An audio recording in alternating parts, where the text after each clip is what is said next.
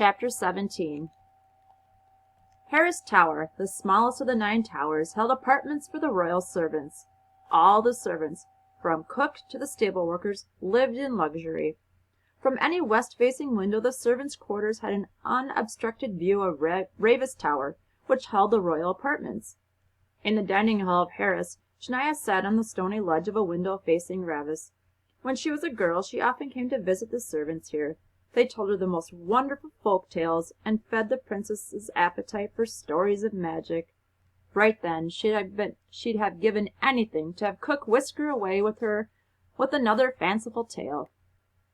Shania stared across the dark courtyard and could just make out the window of her mother's bedchambers. Shadows flitted across the dim light, the healers no doubt checking on the queen. If the queen woke, the lights would stay on while the healers examined her. If she was still asleep, the lights would vanish as the healers left quickly, in order to avoid disturbing the monarch. Shania gripped the window's ledge until her knuckles hurt. The lights vanished. Shania had never felt more helpless. She didn't care about the Carse anymore, or the Crimson Hoods, or what information Anne was gathering in her explorations. None of it mattered. Shania wanted to be the princess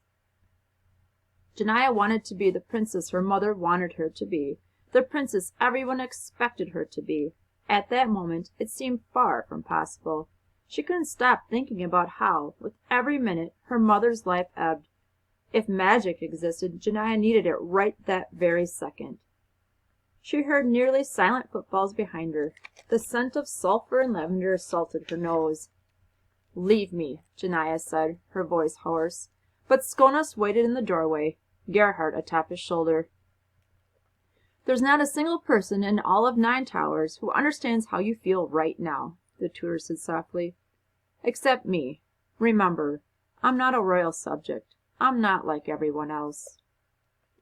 As often as she longed to hear real answers from her tutor's lips, these moments, when Sconas wielded truth like a rapier, made Shania long for the comfort of a lie. But he was right, and she knew it. Any attempt to tell the maids or footmen the thoughts and feelings that thundered inside her would be met with a smile and a blank stare. She could tell Sconas. Shania studied her tutor's reflection in the window. She suspected a trap. Why this sudden kindness? Perhaps he truly felt sorry for her. Perhaps he really did understand everything that was running through her mind. "My mother trusts you," Shania said. "She thinks you are learned. I'm asking you now, not as Queen Ascendant, but as someone who is afraid. What do you know of magic?" She expected him to laugh, or maybe just smile gently as all her past tutors had, taking her hand and explaining that magic wasn't real. Instead, he sat next to her in the window ledge and spoke very somberly. "Magic is misunderstood. Storytellers have had great fun masking its true nature behind spells and incantations and curses. Magic exists, and is performed every day. It rests in the silence that follows a promise. It thrives in the heart of a selfless act. It stands side by side with courage and love." Shania's heart sank again. "That's poetic," she said, "but it won't help my mother." "Ah," Sconas said, "so you think you want magic, but what you really want is power." "Same thing." "Not always." "It doesn't matter. The power to stop my mother from dying doesn't exist." Sconas nodded sadly. "You're right there. In my life, and I've lived a good number of years, I've seen both magic and power in action. Tell me what you want more, to stop your mother from dying, or to be a good queen?" "Both," Shania said. "I want both in equal measures." "Now tell me, which do you have the power to effect?" Shania sat quietly. She didn't want to give him the satisfaction of answering. So Sconas answered for her. "Are you starting to see now the difference between magic and power? Being queen is less about wielding power and more about knowing how to wield that power." "I'm stuck then, aren't I? Because you won't tell me how to wield power. You won't tell me anything. Soon the people of the monarchy will gather for my coronation, and the person they're relying on most to defend 1,000 years of prosperity will let them down because I don't know how to wield the power." Sconus tugged thoughtfully at his beard. "I've taught you 3 lessons now." Janiah scoffed at the notion. "The 4th lesson is still yours to set. But I'll tell you one more thing you should probably know. I can't tell you how to wield power. Oh, sure, you could look back on how all those before you governed and learn from their mistakes, but you'll always encounter problems your ancestors never dreamt about. And then what good will that ancient wisdom get you? In the end, you're better off drawing on what you know and making up your own mind." "I can't tell you how to be queen. I can only tell you how I was queen." Her mother's words came back to Janiah. Sconus reached up his billowing sleeve and pulled out a chunk of moldy cheese. He tore off a piece and popped it in his mouth and said, "I think you want to be a good queen more." Janiah looked at him horrified. "How can you say that?" "Because you already know that no power can save your mother. She's going to die, and when that happens, all you'll have left is your crown. You will have to go on. So you feel guilty that you're not thinking more about your mother." Sconus leaned in. "It's all right, Your Highness. You're allowed to be scared for yourself. Your mother understands, I promise you." Something deep within Janiah shifted. 100 knots unfurled. 1,000 burdens took flight. She had been wanting, needing to hear these words, but never even knew it. "It's a good sign," Sconus said, slipping the cheese back up his sleeve. "The fact that you're worried about your own future while worrying that your mother has none, it shows great promise."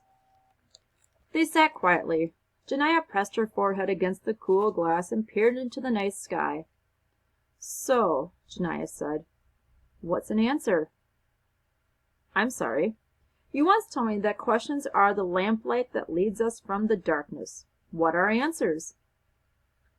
Sconus took her by the shoulders and gently guided her a quarter turn to the left.